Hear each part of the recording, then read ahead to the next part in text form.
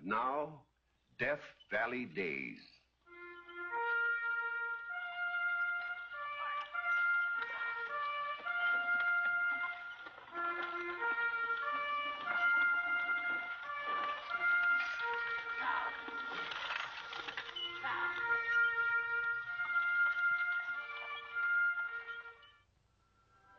Howdy, folks. I'm the Old Ranger, and I have another interesting true story for you about the historic Death Valley country. You've all heard about marriages of convenience, and I guess that's how you'd rate this one. Except that it really wasn't a marriage at all. What I mean is, well, suppose I let you hear the story for yourself. It's called Husband Pro Tem. And it's laid back in the 1880s, when the first railroads were being built across the great American desert.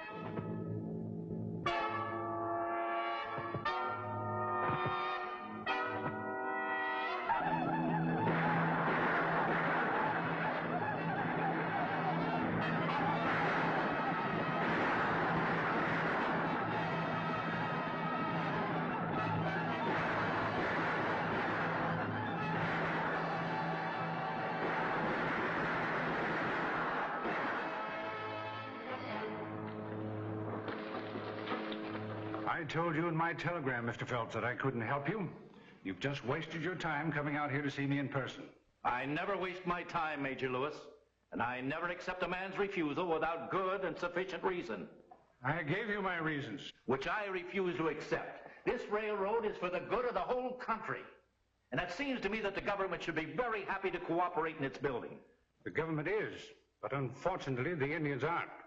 I haven't enough troops in this garrison to patrol your right-of-way and protect your construction work. If you'd run the line south of here like I suggested, Mr. Phelps, you wouldn't have any trouble with the Indians. No, but I'd add 200 miles of the cost. I'm not giving up on this problem yet. There's a way to solve it somehow. There might be at that. Make your own treaty with Black Hawk, their chief. Treaty? Yes. If you could convince him that all you wanted to do was to cross their territory, well, he might, An excellent suggestion, Major. I told you there was a solution. Get Black Hawk here at once. Tell him I want to talk with him. It isn't that easy. Black Hawk and I are not exactly on speaking terms. In fact, we've been playing hide and seek for several months. There's only one man I know who could bring you and Black Hawk together. Andy Prentice? Who's he? He's a mining engineer. Has some claims scattered around the country. Seems to be on pretty good terms with the Indians. Let him come and go as he pleases. Where can I find him? Well, if Andy's in town, you can usually find him in the back room of Townsend's tonsorial parlor. Oh, I washed my socks in the pitcher and rinsed them in the Cimarron. You know, Dobie, there's nothing like a hot bath to make a man feel like he hasn't got a care in the world. Yeah, but I wish Townsend would change this water oftener. I bet this is the same stuff we used 2 weeks ago. Well, it might help some if you'd quit washing your socks in it. Man or woman? Man. Come on in. Prentice, I want you to meet Mr. Phelps. Howdy. Come for a bath? Dobie and I'll be through here pronto. No, I don't want a bath. I'm Alonzo Phelps, Vice President in charge of construction for the A&P Railroad. That's my private car out there on the siding. Yeah, you sound like a pretty big man. I am, and I'm also a man of action. I don't believe in sitting behind a desk and pushing buttons when there's a job to be done. Get out and do it. That's my motto. Well, I never had a chance to sit behind a desk and punch buttons, but I imagine that'd be... I don't believe in beating around the bush either. That's another motto of mine. Come to the point. And the point is, I want you to arrange a conference with Black Hawk for me. With Black Hawk? About his unreasonable objections to railroad construction. Unreasonable.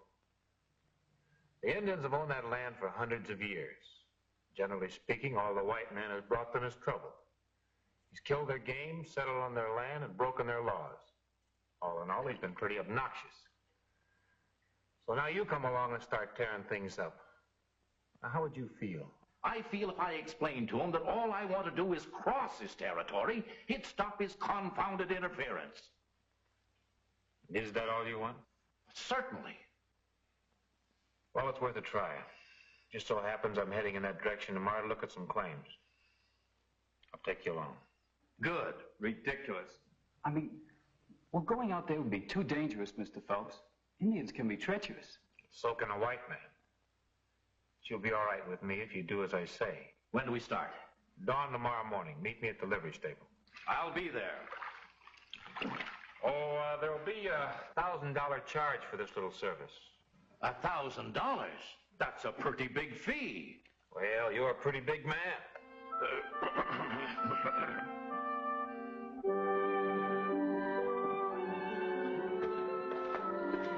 Well, we're all ready. And the things brought here to speed up the operation. You planning on taking all of this? Wall tents, camp cots, folding chairs, fancy groceries. Looks like we're going on a safari. Safari's what? You got enough stuff here for a half a dozen people, Mr. Phelps. That's how many there'll be. What? My wife and daughter are going along. Well, here we are. Oh, are these the two natives who are going to guide us? I'm Mrs. Phelps. This is my daughter, Evelyn. Isn't it thrilling? I've always wanted to get close to nature. I'm a great disciple of Rousseau. Or is it Thoreau? I never could keep those two straight. What's your name? Russo. Thornton. Dobie, ma'am. Dobie? That's an odd name. Well, you say it's a nickname. I'm sorry to throw cold water on your fun, Mrs. Phelps, but I'm afraid you ladies can't go along. Why not? This is a business trip and not a pleasure tour. Women only get in the way. That's exactly what I said, Prentice. Besides, there's a certain amount of danger. If anything happened to you, Miss Evelyn, I'd never forgive myself.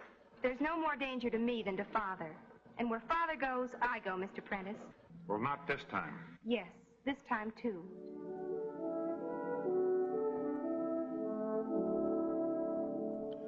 And so the party headed out into the desert, with Andy leading the way and Dobie bringing up the rear, and Otis riding careful herd on Evelyn. All day, Andy pushed steadily onward, with the country growing more forbidding with every mile.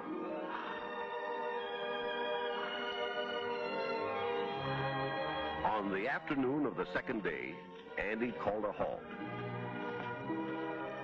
End of the line. We'll camp here. Where are the Indians? They're all around you.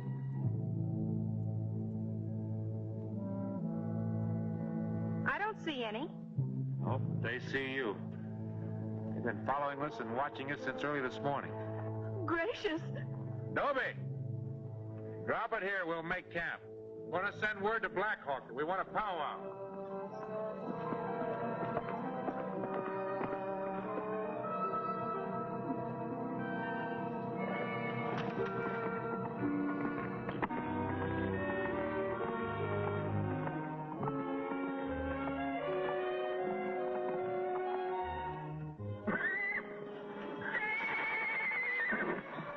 Where are you going? With you. I want to see how you send messages to Indians. I appreciate your curiosity. This is no time to satisfy it. Now you go back with the others. Don't order me around, Mr. Prentice. I go where I please. Yes, ma'am.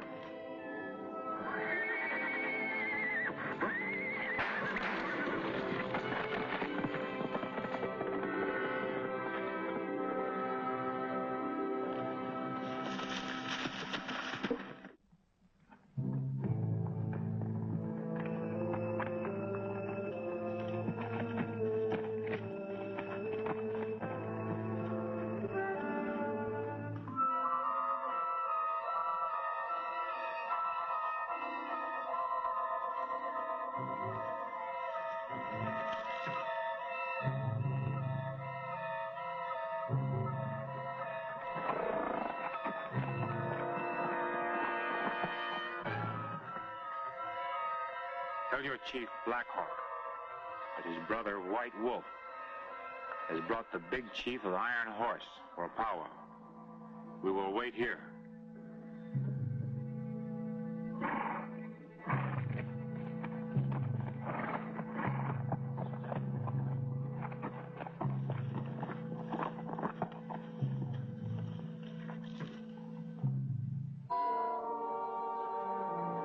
You think you can put it over for Mr. Phelps?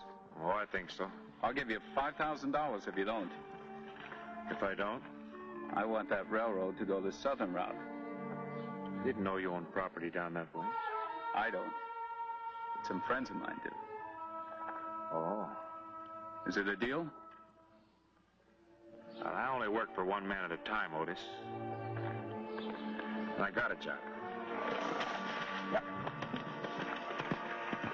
The Indian wasted no time getting Andy's message to Black Hawk. And the chief wasted no time in acting on it.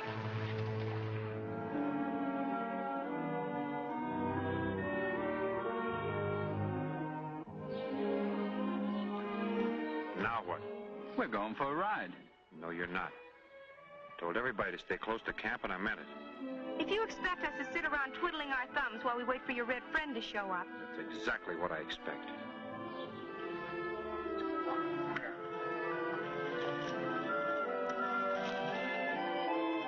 High and mighty, Mr. Prentice. I'll punch him in the nose. Why don't you?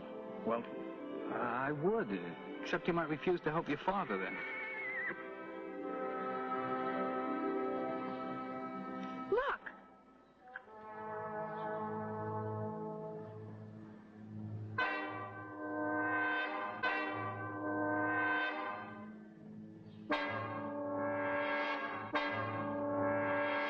They're all around us.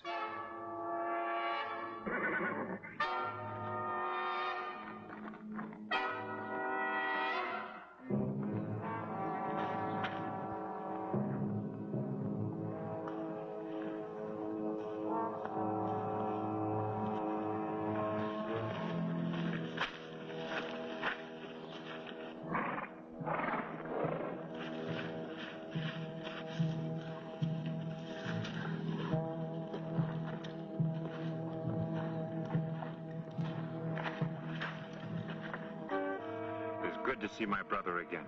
Yes, it is good. I feel just like Christopher Columbus. How?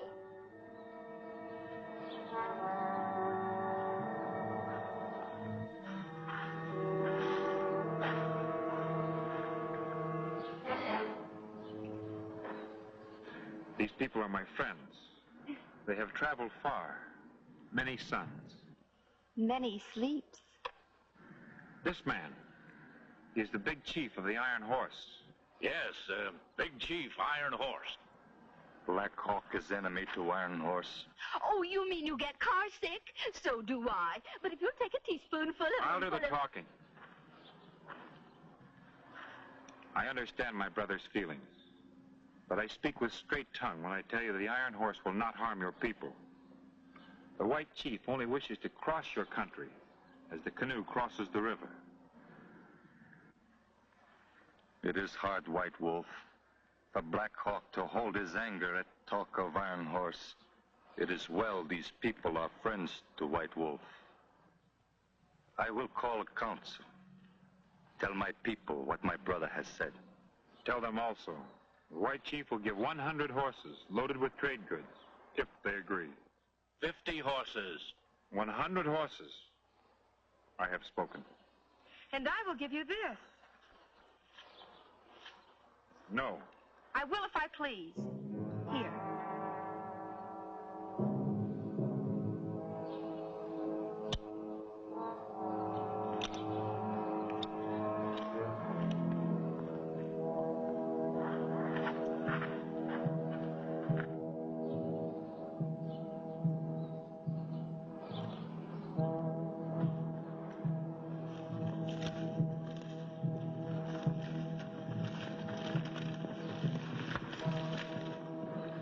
You shouldn't have done that.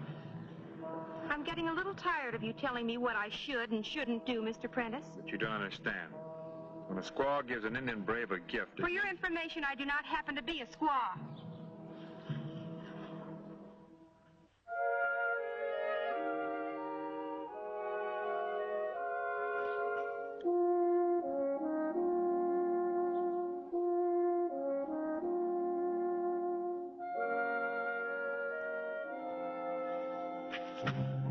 Oh, how?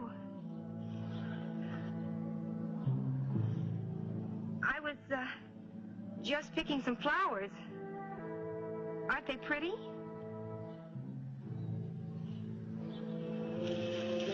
Well, you're welcome.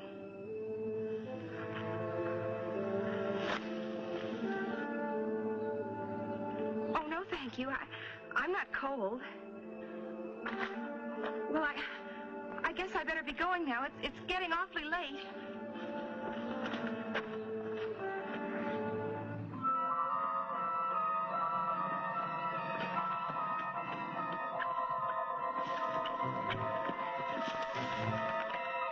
Thank goodness.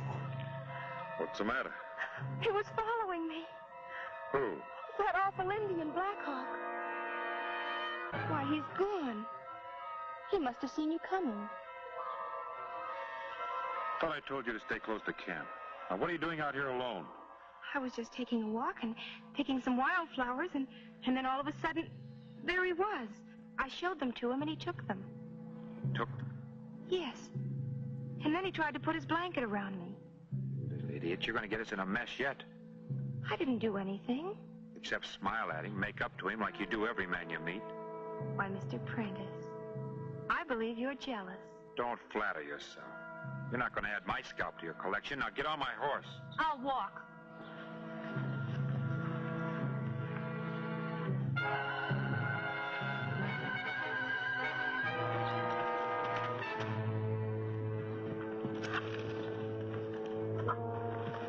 Stop it! Let me down this instant! Let me down! Don't you dare!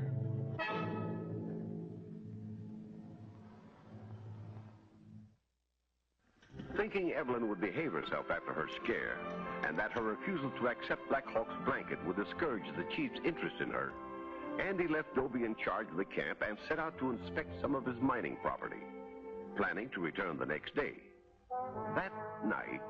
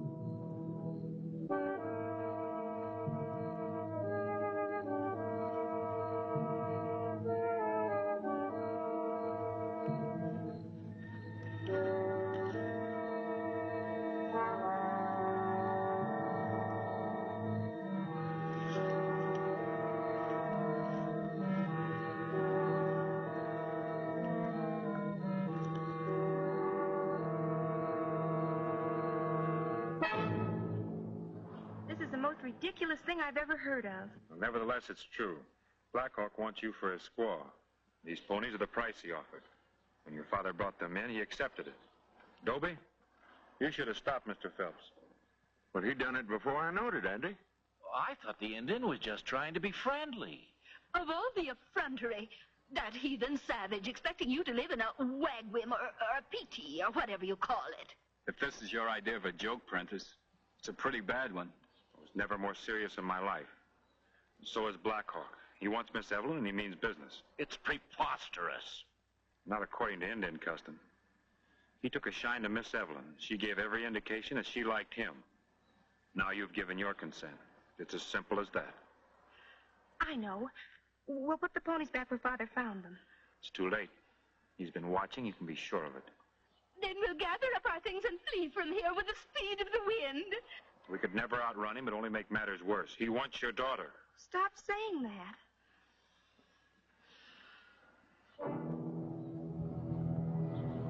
Well, here he comes now. He's got a pony to take you back on. Mercy. What'll I do? I know. Tell him that you're already married and have a husband. That this has all been a mistake. You didn't understand. By Jove, that's the answer. I knew you were a smart young man. Mr. Otis, you've cut the guardian knot. Do you think he'll believe it? I'll give you my wedding ring to wear as proof. And I will be very happy to serve as your husband pro tem, with the hope that when this is all over, I can make the temporary part of it permanent. May I? Yes.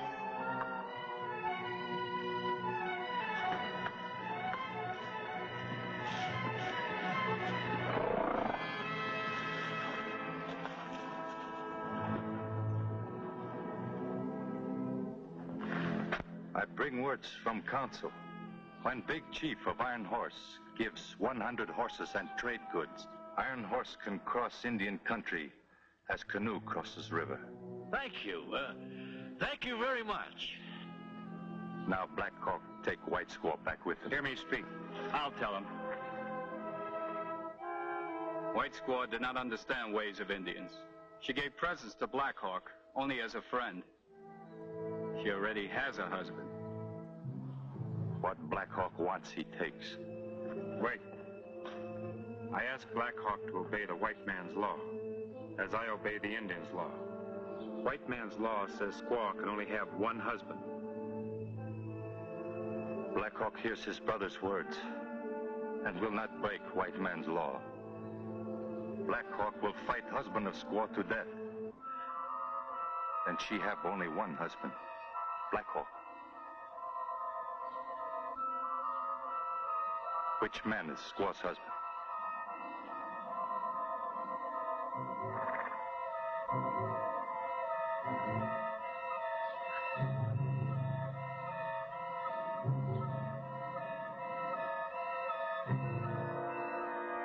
I am. I have spoken. But my heart is heavy that I fight my friend who is like a brother. But desire for squaw is much stronger. My heart is with my brother. One knife. One knife.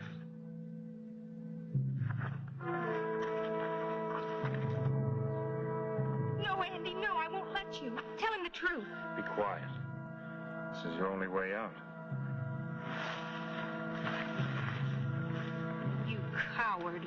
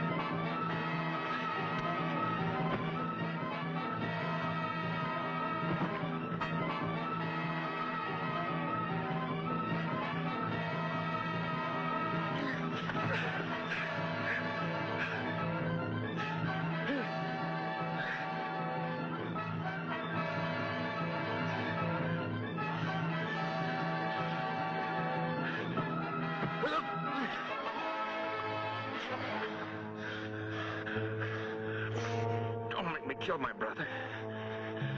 It is no dishonor to lose to White Wolf. His courage and strength has been proven many times. I am beaten.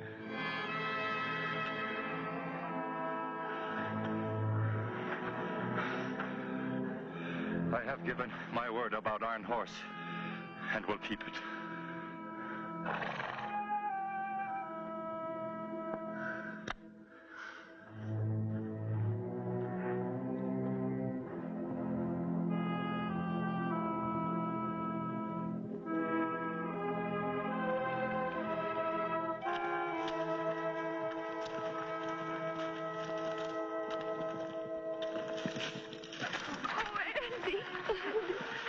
Nice going, partner. My boy, I can never repay you. Horatio was never more wonderful when he stood on the viaduct or the aqueduct or the bridge or whatever it was. Here, now, take it easy. I was just your husband pro tem. You're not going to stay pro tem much longer. And that's the story of husband pro tem. Or as a friend of mine put it, the story of the girl who was rescued from the engine and married the engineer.